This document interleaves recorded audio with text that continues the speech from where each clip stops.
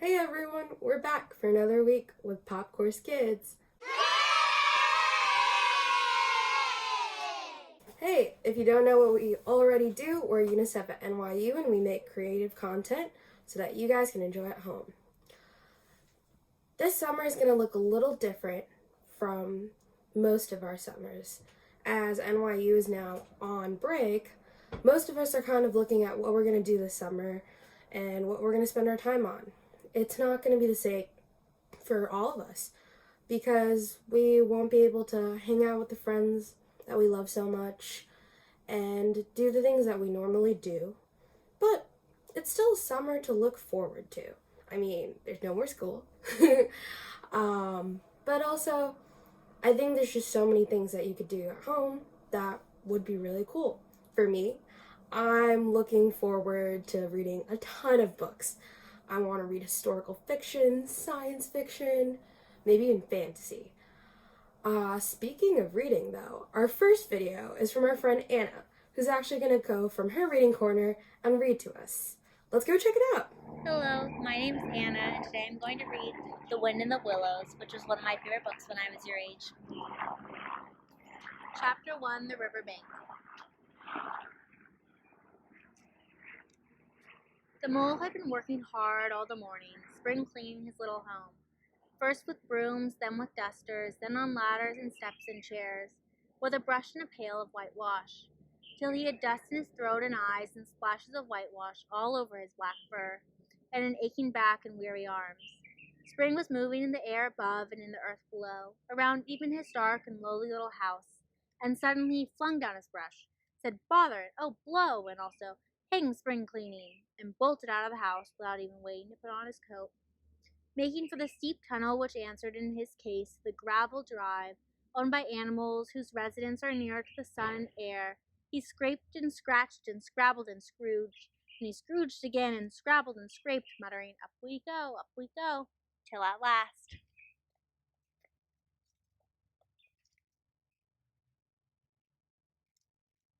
Pop! His snout came out into the sunlight, and he found himself rolling in the warm grass of a great meadow. This is fine, he said to himself. This is better than whitewashing. Jumping off all four legs at once, in the joy of living and spring without its cleaning, he pursued his way across the meadow till he reached the further side. He rambled busily along the hedgerows, across copses, finding everywhere birds building, flowers budding, leaves thrusting. As he meandered aimlessly along, suddenly he stood by the edge of a full-fed river. Never in his life had he seen a river before. All was a shake and a shiver, gleams and sparkles, chatter and bubble. The mole was bewitched. By its side he trotted spellbound, and when tired at last he sat on the bank. As he sat and looked across to the bank opposite, a dark hole just above the water's edge caught his eye, and dreamily he fell to considering what a snug dwelling place it would make for an animal with few wants and fond of a bijou residence riverside, when something bright and small seemed to twinkle down in the heart of it like a tiny star. But it could hardly be a star. Then as he looked, it winked at him, and so declared itself to be an eye, and a small face began gradually to grow round it, like a frame round a picture.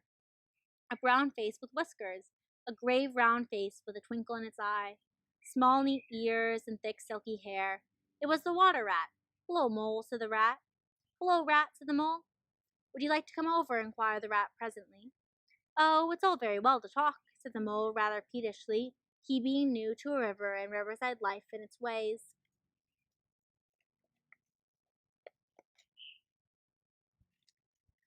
The rat said nothing. He stooped and unfastened a rope and hauled on it, then lightly stepped into a little boat. It was painted blue outside and white within, and was just the size for two animals, and the mole's whole heart went out to it at once.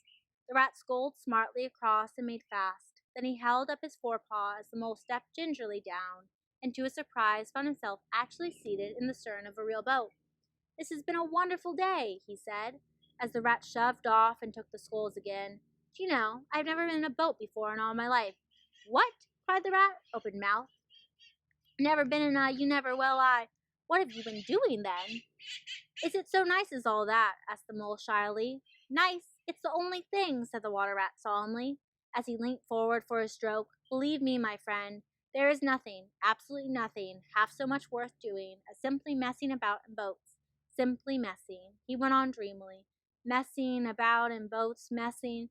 Look ahead, Rat, cried Mole suddenly. It was too late. The boat struck the bank full tilt. The rat lay on his back at the bottom of the boat, his heels in the air. About in boats, he went on, picking himself up with a pleasant laugh. Look here. If you've really nothing else on this morning, supposing we drop down the river together and have a long day of it. The mole waggled his toes from sheer happiness, spread his chest with a sigh, and leaned back blissfully into the soft cushions. What a day I'm having, he said. Let us start at once. Hold hard a minute then, said Rat. He looped the painter through a ring and his landing stage, climbed up into a hole above, and reappeared staggering under a fat wicker luncheon basket. Shove that under your feet, he observed to the mole. Then he untied the painter and took the sculls again. What's inside it? Asked the mole, wriggling with curiosity. There's a cold chicken inside it, replied the rat briefly. Cold tongue, cold ham, cold beef, pickled, salad, French rolls, cress sandwich, spotted meat, ginger beer, lemonade, soda, water. Oh, stop, cried the mole. This is too much. Do you really think so? Inquired the rat seriously. It's only what I always take out, and the other animals tell me I'm a mean beast and cut it very fine.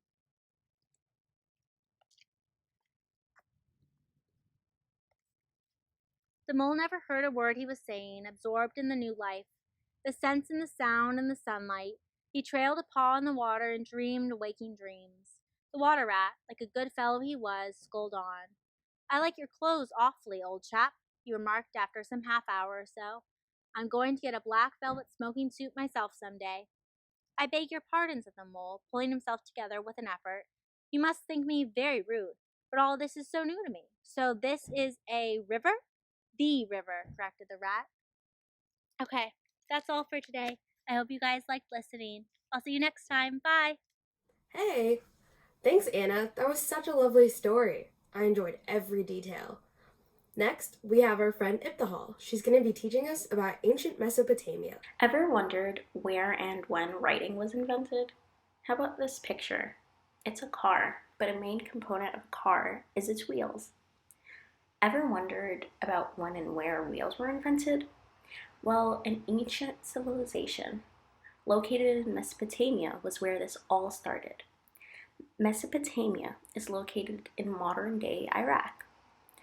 It's about 12,000 plus miles from New York City. So let's start with the word Mesopotamia. It's Greek for a country between two rivers.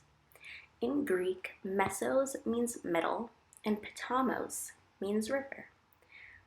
Mesopotamia was simply the name of the region, and it's a convenient name because this ancient civilization that we will be focusing on today is located between two rivers, the Tigris and Euphrates rivers. The name of this civilization that we'll be focusing on is called the Sumerians.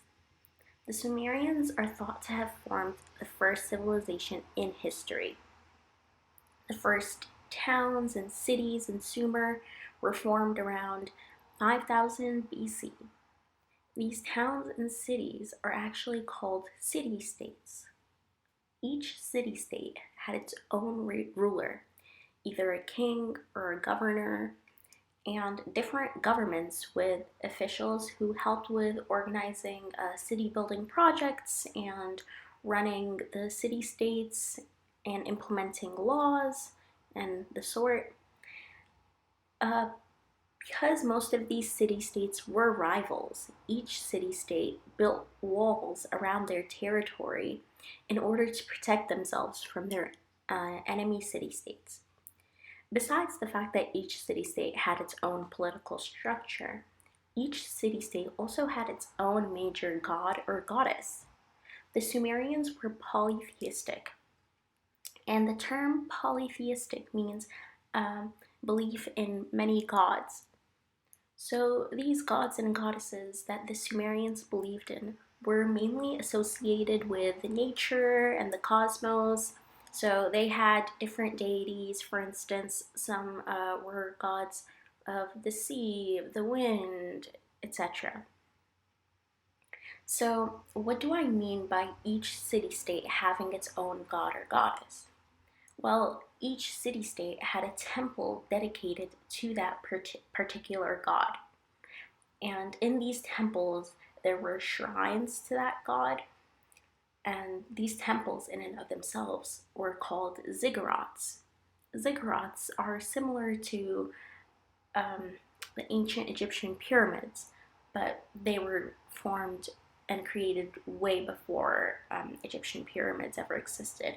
So the ziggurat is like a step pyramid with a flat top instead of a pointy top like the Egyptian pyramid. And in these ziggurats is where priests and other religious figures would perform rituals and sacrifices for that major god and or other gods and goddesses that the Sumerians believed in. Some of the most interesting facts about the Sumerians is all the advancements they made in a wide range of subjects and topics and fields: technology, science, math, etc. The Sumerians invented the first form of writing. It's called cuneiform. And this form of writing, cuneiform, was invented even before ancient Egyptian hieroglyphics. Cuneiform isn't necessarily a language, but it's the way that Sumerians and later civilizations that developed in Mesopotamia wrote. So it's the way that their language was written. It wasn't an actual language. Interestingly enough, cuneiform means wedge-shaped, and the Sumerians used styluses. Well, not styluses that we use today, of course. Styluses made of reed to make wedge-shaped marks. And these marks were like picture symbols that they drew and inscribed on clay tablets. The clay tablets were moist, and then they would let them harden so that the writing that they inscribed would last for a long period of time. Another invention credited to the Sumerians is the wheel. The oldest wheel was found in Mesopotamia, and archaeologists have predicted that Sumerians used pottery to make wheels for their chariots, which they used for transporting. And the advancements do not stop there. The Sumerians are also credited towards making advancements in mathematics. So they used a number system with the base 60, and they divided time up by this base of 60. So like 60, 120, etc. And they had a minute was 60 seconds, an hour was 60 minutes, and this system is exactly the same system as we use today. They also divided up the circle into 360 degrees, and we still use this form in mathematics to this day. So the Sumerians were definitely overall an interesting civilization with complex structure, and they made many advancements considering that they were the first civilization recorded in history. That was so cool to learn about ancient Mesopotamia. Thank you, Ibtihal. Well, that was it for our episode this week. Thank you guys so much for watching, and be sure to check out our channel.